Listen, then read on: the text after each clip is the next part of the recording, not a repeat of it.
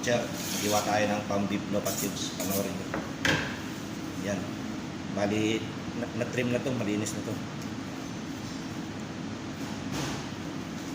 Yan. Slice muna natin sila. Yan. Galing top side to na karne. Kaya wala nang taba.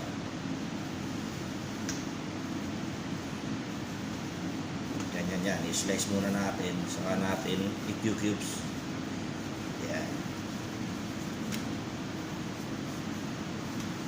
Kailangan magpantay-pantay yung cubes niya para maganda tingnan. Pang adobo cut lang yan, mga kabutcher.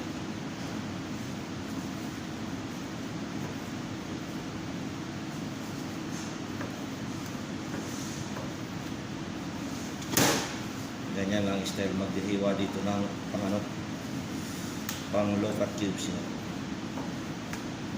Mabilis lang.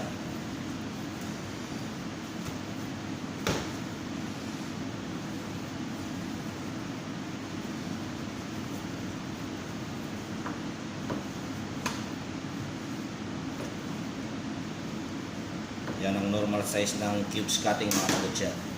Okay?